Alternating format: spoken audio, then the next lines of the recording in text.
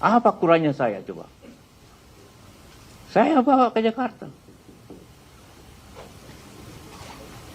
Kasih tahu semua itu terumul itu.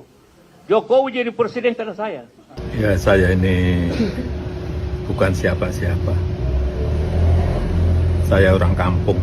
Gagasan itu asupan pokok demokrasi berkualitas. Gagasan mesti dipertarungkan. Yang terbaik akan menang.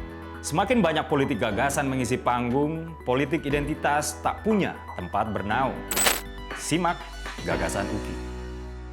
Assalamualaikum warahmatullahi wabarakatuh. Salam sejahtera untuk kita semua. Om Swastiastu, Namo Buddhaya, salam kebajikan. Teman-teman, beberapa hari lalu semua orang dibikin terkejut dengan statement Pak Yusuf Kalla yang datangnya tuh bertubi-tubi dalam waktu yang sangat berdekatan tentunya. Karena datangnya dari tokoh yang sangat senior, tentu statement-statement tersebut mengguncang diskursus publik. Pertama, Pak JK secara terang-terangan meminta pemerintah untuk naikkan saja harga BBM, alih-alih lakukan penghematan di tubuh pemerintah sendiri. Wah, rame, banyak yang ngomongin. Lalu yang kedua, Pak JK meminta Pak Jokowi untuk tunjukkan saja ijazahnya. Seolah ini dapat menyelesaikan polemik fitnah ijazah Jokowi yang disangkakan dilakukan oleh Roy Suryo dan Tifa.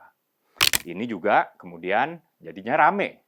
Nah, di satu sisi teman-teman tentu aja Mas Roy jadi kegeeran ya. Di sisi lain tentu ada bisikan-bisikan, wah jangan-jangan Pak JK nih yang jadi dalang fitnah ijazah Pak Jokowi. Lalu diskursus berlangsung cukup liar. Bahkan sampai terjadi lopar-lapor. Parah ya, liar banget. Nah, ini dia perkembangan terakhir yang menurut saya masih jadi bagian dari serangkaian kehebohan yang dibuat Pak JK. Tapi kita juga bisa menarik topik tersebut kita bahas secara terpisah. Pada Sabtu kemarin atau 4 hari lalu, Pak JK lakukan press conference.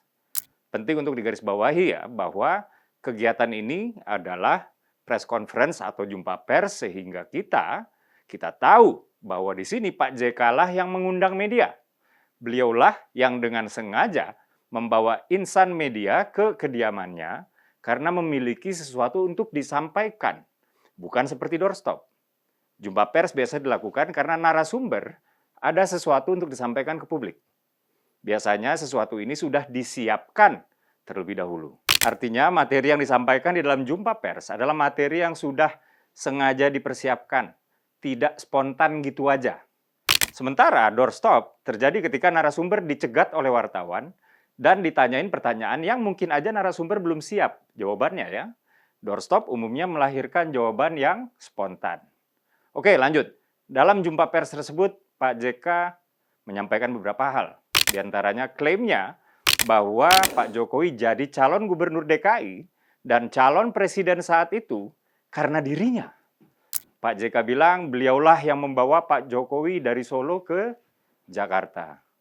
Pak JK juga bilang bahwa Pak Jokowi dicapreskan oleh PDIP karena beliau mau menjadi cawapresnya.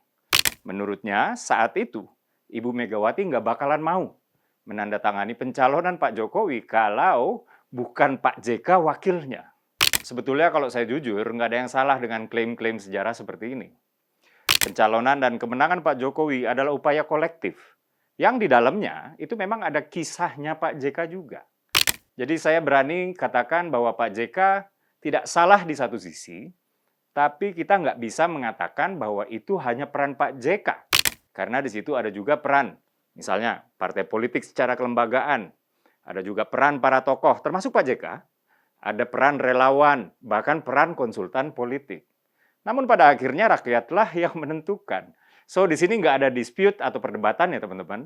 Cuman angle-nya aja kita mau lihat secara parsial atau lihat secara keseluruhan. Dan jujur aja, politisi senior sekelas Pak JK yang sudah malang melintang dan cukup harum namanya tentu saja, lakukan klaim-klaim seperti ini cukup mengejutkan saya.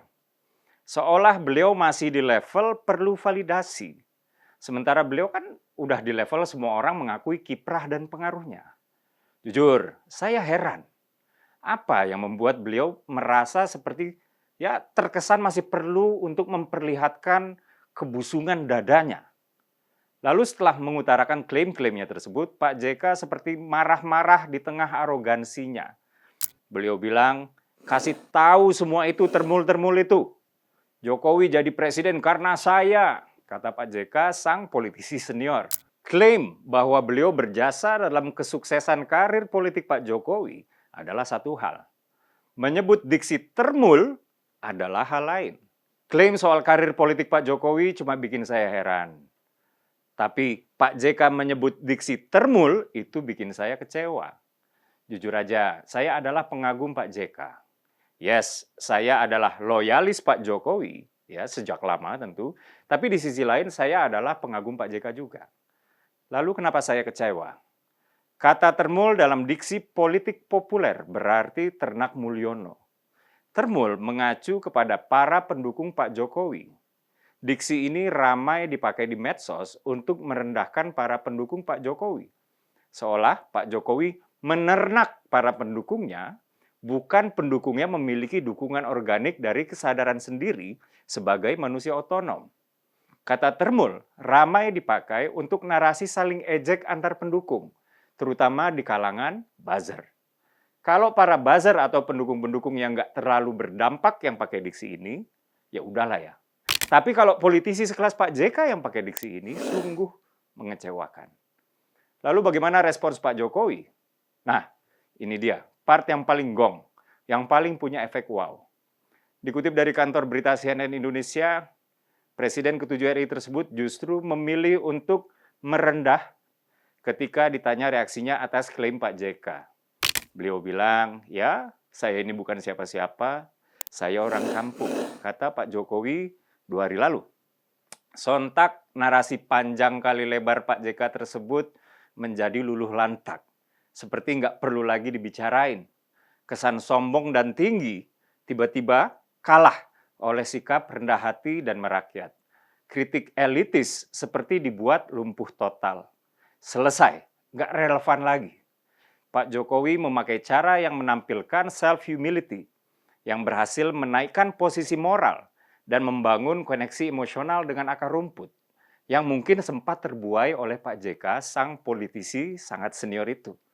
Dan Pak JK sendiri menjadi seperti terkesan elitis dibuatnya, dan menjauh secara koneksi emosional dengan akar rumput. Tadi saya singgung self-humility. Apa itu self-humility? Merujuk kepada Vaishali Patel, seorang psikoterapis dari Ontario, Kanada. Self-humility atau kerendahan hati adalah penilaian diri yang akurat dan berdasar. Di satu sisi tidak melebih-lebihkan, atau di sisi lain tidak meremehkan nilai diri, sehingga menyiratkan rasa percaya diri tanpa kesombongan. Self-humility berarti mengakui keterbatasan diri, tapi diikuti dengan keterbukaan untuk belajar. Dan ini berbeda dengan merendahkan harga diri sendiri atau sikap self-depreciation. Hal ini sering digambarkan sebagai kekuatan yang sangat super, namun tetap tenang. Dan fondasi untuk pertumbuhan pribadi, ketahanan, dan hubungan yang kuat dengan audiensnya. Saya Dede Prayudi, wassalamualaikum warahmatullahi wabarakatuh.